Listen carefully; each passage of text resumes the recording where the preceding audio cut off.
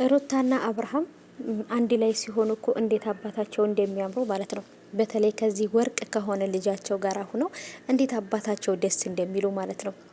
ሰላም ሰላም የኔ ውዶች የኔ ወርቆች እንዴት ናቸው? ሰላማችሁ ይብዛልኝ ባላችሁበት የኔ ውድ ቤተሰቦች የኔ ወርቆች ማለት ነው። አጠር ያለ ቪዲዮ ይዤላችሁ መጥቻለሁ። ሩታ እንግዲህ ሄርሜላን በከባዱ አስጠንቅቃታለች። እሱም ነገር ምንድነው ማስጠንቀቅ ውስጥ የመጣበት ምክንያት የሚለው ነገር አብርሃምን ወደ ራሷ ለመመለስ ከሩታ በላይ ለአብርሃም እጨነቅለታለሁ። አብርሃም እኔ ብቻ ነኝ የምገባው፣ እንደኔ አይነት ስማርት ሴት ናት የምትገባው፣ እንደኔ አይነት ጠንካራ ሴት ናት የምትገባው በማለት እንግዲህ በጣም ብዙ ነገሮችን እንዳተራመሱና ብዙ ነገሮችን እንዳመጡ ታውቃላችሁ ከዚህ በፊት ማለት ነው። አሁንም ቢሆን ሄርሜላ ለአብርሃም የምጨነቀው እኔ ነኝ ምናምን እያለች አብርሃምን እንደዚህ እንዲሆን ያደረገችው በጣም ብዙ ስቃይ ውስጥ እንዲገባ እንዲፈዝ እንዲደነዝዝ ያደረገችው ሄርሜላ ናት አይደለም ቤተሰቦች? ይሄ እውነት ነው፣ የሚደበቅ ነገር አይደለም።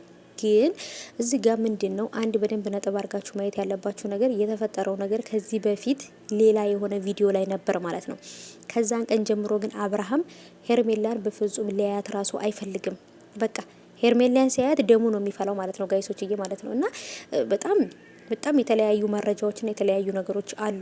አብርሃም ሄርሜላ ሊጠላት የቻለበት ምክንያት የልጁን እናት ሩታን የመረጠበት የራሱ የሆነ ምክንያት አለው።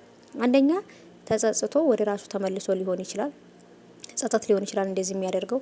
ሁለተኛ ነገር ደግሞ በቃ ሄርሜላ ጋር ያየው ስተት ስላለ ሄርሜላ ላይ ያየባት ነገር ስላለ ያ ነገር ነው ወደ ሩታ እንድመለስ ያደረገው ብዬ ነው የማስበው። ምክንያቱም ወንድ ልጅ አያስተውልም ይመስላችኋል እንጂ በደንብ ነው የሚያስተውለው። የምትንከባከበውን የእውነት የምትወደውን ሴት ለሱ የምትጨነቅለት እንደ እናት የምትሳሳለትን ሴት በደንብ ነው የሚያውቀው። ሄርሜላ ግን ከላይ ብቻ ሰውነቷን አሳምራ መልኳን አሳምራ እንደወሎ ፈረስ በቃ ከላይ ብቻ ናት ማለት ነው እሷ። እና ብቻ በጣም ከባድ ነው ማለት ነው ውዶቼ።